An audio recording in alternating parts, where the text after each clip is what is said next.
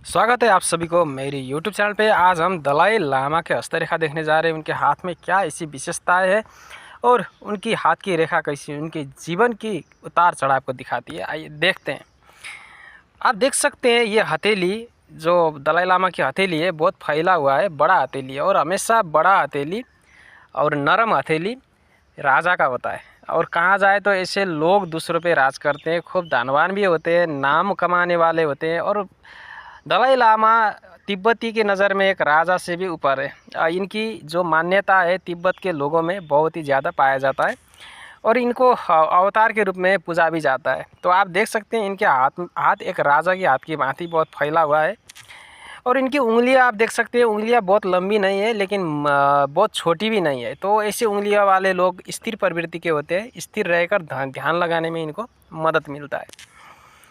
और इनके हाथों में आप देख सकते हैं यहाँ जो लाइफ लाइन है, लाइफ लाइन को एक राहु रेखा ने यहाँ से काट दिया, दूसरा राहु रेखा ने यहाँ से काट दिया और यहाँ पे एक बंद कोठा बन गया। आप देख सकते हो यहाँ पे इस तरह से राहु रेखा से कहीं पर बंद कोठा इस तरह से लाइफ लाइन पे बन जाए तो जो पुराना हस्तरेखा शास्त्र का पुस्तक है वो कहता है इसे जेल योग या बंधन योग। आधुनिक पामिस्ट्री ये सब प्रिडिक्ट नहीं कर पाती। ये प्राचीन हस्तरेखा या प्राचीन सामुद्रिक शास्त्र से ही संभव है।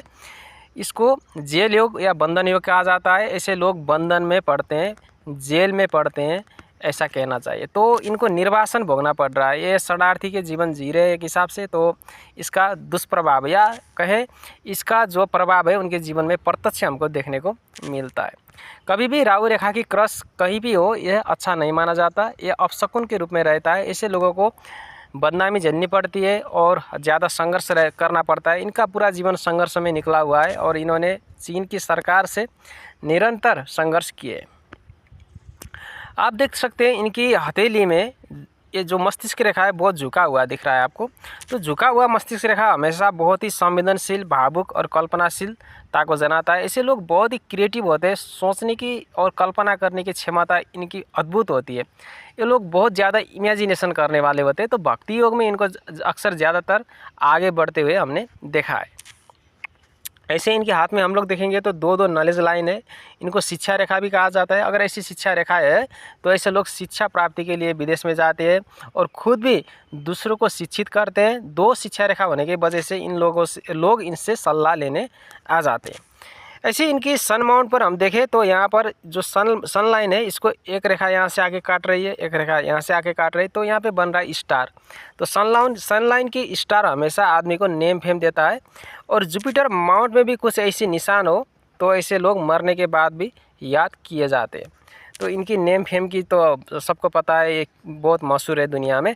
और हम इनके हाथ में सक्सेस लाइन भी देख सकते हैं, ठीक है, मनी ट्रायंगल जिसको कहा जाता है वो भी देख सकते हैं।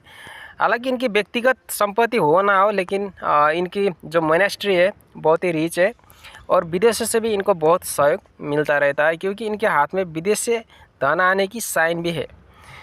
और हम देख सकते हैं कि इनकी हाथ में जो भाग्य रेखा है मून माउंट से प्रारंभ हुआ है। मून माउंट हमेशा प्रदेश को दिखाता है, आयात निर्यात की कार्य को दिखाता है। तो प्रदेश में रहकर भाग्य का उदय होना।